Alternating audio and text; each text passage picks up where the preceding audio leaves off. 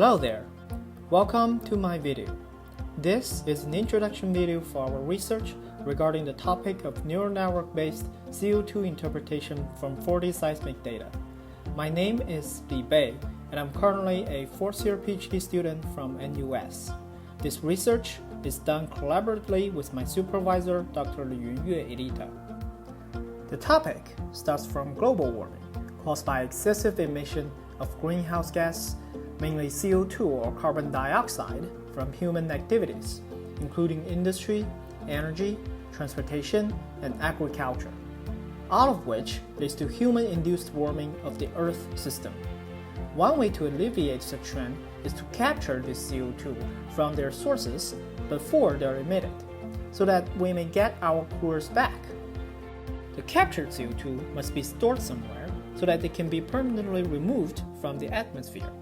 Geological sequestration is an important storing method for compressed supercritical CO2 injected into the subsurface area with suitable geological conditions. For example, depleted oil and gas reservoirs or deep saline aquifers, and so on. The CO2 injection can be onshore or offshore. Due to buoyancy, the injected blast dense CO2 will migrate to the top of the storage unit, forming CO2 plumes.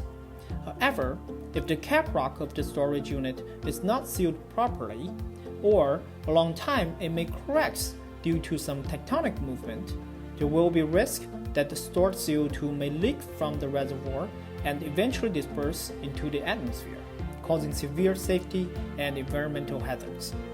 Therefore, it is crucial to monitor CO2 injection and storage process. Many pilot projects for CO2 sequestration have proved that the 4D or time-lapse seismic survey is the key tool for detailed understanding of CO2 behavior in a reservoir a long time. Taking the offshore injection as an example, the seismic survey is carried out by the survey ship, which will tow the hydrophones as receivers and the air gun as the source. It can activate seismic waves propagating to the subsurface and bring back the reservoir information. We can process the recorded signal into a subsurface image, and the seismic survey before the injection starts, called the baseline survey. And after injection, the surveys being done are called time-lapse services, which could be repeated every year. By comparing the baseline and time-lapse images, we can interpret detailed CO2 distribution, along with other information like CO2 saturation and so on. However, such interpretation is not straightforward. First, it requires a lot of processing effort to match the baseline and time-lapse images so that the target difference can be more accurately located. Second, the human interpretation can be quite tedious, like horizon peaking and so on. Third, the interpretation is inevitably biased by different interpreters throughout the long-term monitoring history, which could be decades. Finally, for time-lapse 3D seismic surveys, tremendous human and computational resources are required for the whole process. In view of these problems, we propose to use neural network for this task. It has the following advantages. First, by including some processing discrepancy during training, the neural network can gain the ability to tolerate mismatch between the baseline and time-lapse images. Second, after training, the neural network provides an automatic end-to-end mapping directly from the 4D seismic images to the 3D CO2 distribution. Third, for a trained neural network, the interpretation consistency is inherent throughout the entire monitoring history. Finally, the applications of neural network is very efficient even for a large data volume. In order to train such neural network, we need training data. In this study, we utilized the publicly shared data from the Sleipner CCS project, which is the world's first industrial offshore CCS project. The storage unit is a saline aquifer called Whistler Formation.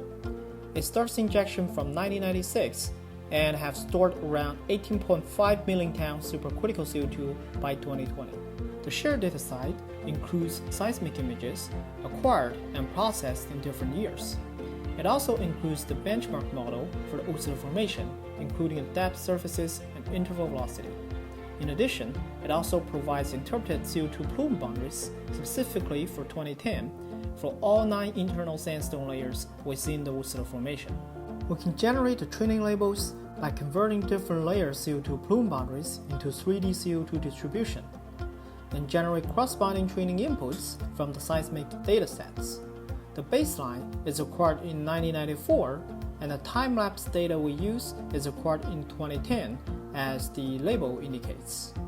Notice that we include differently processed versions to force the trained neural network to be robust against processing cost mismatch between the baseline and time-lapse images.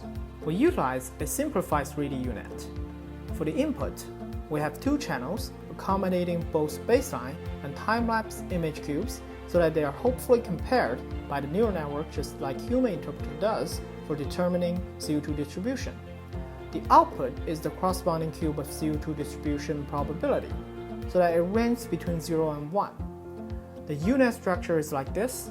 Notice we have added an extra batch normalization layer before each while loop activation for accelerating the training convergence. The training parameters are as follows. Using single GPU card, the whole training process runs approximately 3 hours, and the losses for training and validation varying along 200 epochs are shown here. We select two samples from the training dataset, and after 200 epochs, the obtained neural network predictions are almost identical to the labels, with slightly lower resolution. Now for application. First, we regularly sample the entire 3D data volume of 2010 and feed the samples to the trained neural network. Using the obtained predictions, we can reconstruct the entire 3D CO2 distribution for the year of 2010 like this. We can barely see any difference between the human-interpreted label and the reconstructed neural network prediction. And since each dataset only takes a few seconds for the neural network to interpret, we can efficiently obtain the CO2 distributions for all available datasets acquired from 1999 to 2010. We can clearly see the 3D CO2 plume developing through the decade of monitoring. We also show the slice 2D view for the top, middle, and the base layer results in a Whistler formation. Although we don't have validated labels for all these results here, we can still see reasonably compacted CO2 plume with clear and continuous boundaries. The general trend for the plume migration along time is also consistent with other published results. In summary, we can make some conclusions here.